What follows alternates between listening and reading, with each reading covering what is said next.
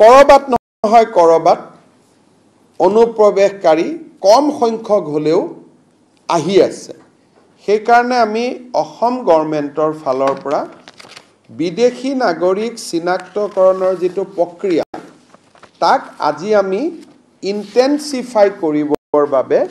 এটা আমি নিৰ্দেশ দিছো আৰু এই নিৰ্দেশখন আমাৰ 7 সেপ্টেম্বৰ আজিৰ দিনত আমি উলিয়াইছো ইয়াৰ ভিতৰত কেবাটাও পইণ্ট আছে যে strengthening of border surveillance coordination with BSF regular intelligence gathering community engagement timely legal action additional force deployment in border district strengthening border outposts and documentation enumeration of suspected illegal immigrants identification of ex-convict individual declared as a foreigners, capturing biometrics, Aadhaar numbers of suspected individuals, continued enforcement of provisions of Citizenship Act. ইয়াৰ এখন detail guideline এখন অসম চৰকাৰে উলিয়াইছে যিখন আপোনালোকক আমি ইয়াৰ copy এটা আমি আপোনালোকক দিব পাৰিম আৰু সেই গাইডলাইনৰ কপি এটাও আজি আপোনালোকক দিব ইয়াৰ গোটেই লক্ষ্যটো হ'ল সেকেন্ড লাইন ডিফেন্স শক্তিশালী কৰা আৰু বন্ধ হৈ থকা ফৰেনাৰ্স আইডেন্টিফিকেশনৰ প্ৰক্ৰিয়াটো আকৌ ফাষ্ট ট্ৰেক কৰা আজি বহুত দিন ধৰি 2014 চনৰ পৰা বৰ্ডাৰ পুলিচ যেটো আমাৰ উইং আছে তেওঁলোক এক প্ৰকাৰ নিষ্ক্ৰিয় হৈ আছিল আৰু এনআৰসিৰ কাৰণে অপেক্ষা কৰি ফৰেনাৰ্স আইডেন্টিফিকেশনটো একেবাৰে কমাই দিছিল এতিয়া আমি সেই প্ৰক্ৰিয়াটো শক্তিশালী কৰিব খুজিছো আৰু তাৰ কাৰণে যিখন ওএম ওলাইছে সেই ওএমৰ যেটো কপি সেই কপিটো আমি আপোনালোকক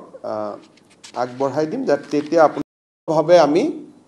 বিবেচনা কৰিম এতিয়াৰ পৰা পোনে পোনে বায়োমেট্ৰিক দিলে আধাৰ পোৱা ৰাস্তাটো বন্ধ হৈ যাব চাহ বাগিচাত আমি কিছু আধাৰ দিব বাকি আছে সেই কাৰণে চাহ বাগিচাৰ লোকৰ কাৰণে এতিয়া আমাৰ এইটো নিৰ্দেশ প্ৰযোজ্য নহব কিন্তু বাকি জিলাসমূহত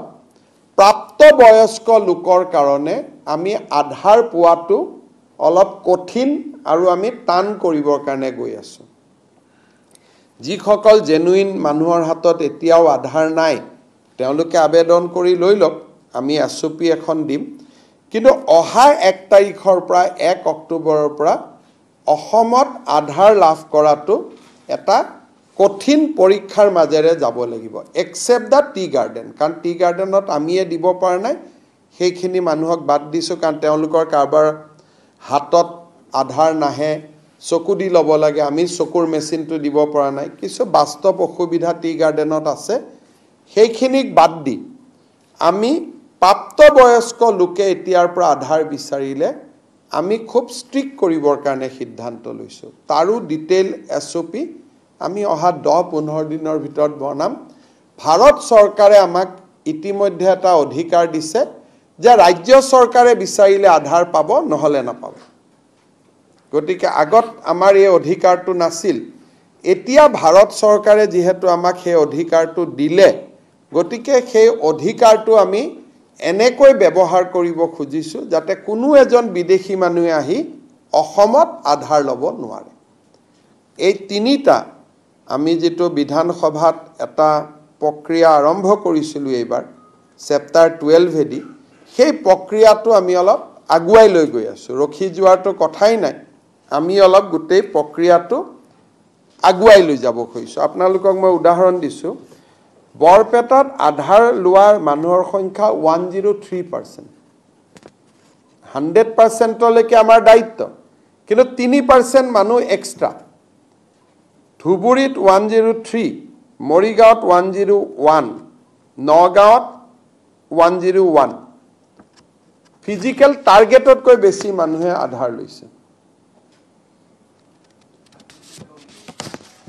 বৰপেটাত 103.74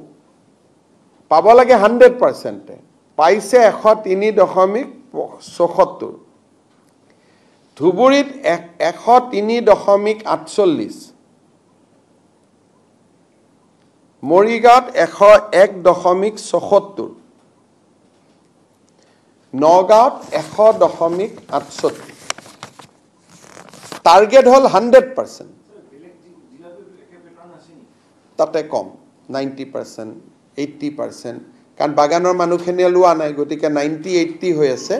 এইকেইখন জিলাত প্ৰজেক্টেড পপুলেশ্যনতকৈ বেছি আধাৰ পাইছে। এতিয়া আমি কৰিব খুজিছোঁ কি, যে আধাৰ লাগিলে ল'ব লাগিলে NRCত আবেদন কৰা নম্বৰটো লগত দিব লাগিব। পোৱা নোপোৱাটো কোনেও নাজানে, আমি সেইটোলৈকে যাব খোজা নাই, যিহেতু কোৰ্টত বিচাৰাধীন হৈ আছে। কিন্তু এটলিষ্ট মই যে আবেদন কৰিছিলোঁ সেই প্ৰমাণটো দিব লাগিব। আৰু সৰু ল'ৰা হ'লে, যদি তেওঁলোকৰ ল'ৰা ছোৱালী হয়, সেইটো আৰু আমি ইনচিষ্ট নকৰোঁ। ই অন্ততঃ নতুনকৈ কোনো লোক অসমত আহি স্বদেশী হোৱাৰ ৰাস্তাটো বন্ধ কৰি দিব। কাৰণ আজিকালি আধাৰখন পালেই কয়, আৰু ভাৰত চৰকাৰক এই বিষয়ে আমি জনোৱাত ভাৰত চৰকাৰে অসমক বা আন ৰাজ্যকো এতিয়া অধিকাৰ প্ৰয়োগ কৰিছে যে আধাৰ যদিও চেণ্ট্ৰেল গভৰ্ণমেণ্টে দিয়ে, ডিচিৰ NOC পোৱাৰ পিছতহে তেওঁলোকে আধাৰ দিব এতিয়াৰ পৰা। যিহেতু আমাৰ সকলো মানুহৰ আধাৰ হৈ গ'ল, নতুন মানুহখিনিৰ ক্ষেত্ৰত এতিয়া আমি আধাৰৰ প্ৰক্ৰিয়াটো অলপ টাফ আৰু আমি টান কৰিম। কিন্তু কনফিউজ হ'ব নালাগে, যি 9 লাখ বন্ধ হৈ আছে তেওঁলোকে পাই যাব। এইখিনি আমি নতুনৰ ক্ষেত্ৰত কৈছোঁ। ইয়াৰ ফলত অসমত অন্ততঃ নতুন বিদেশী নাগৰিক অহাৰ ৰাস্তাটো বন্ধ হৈ যাব। যোৱা এমাহত বৰ্ডাৰত কেইবাজনো বিদেশী নাগৰিক আমি ধৰাৰ কাৰণে আমি অলপ সাৱধান আৰু সচেতন হ'ব বিচাৰিছোঁ।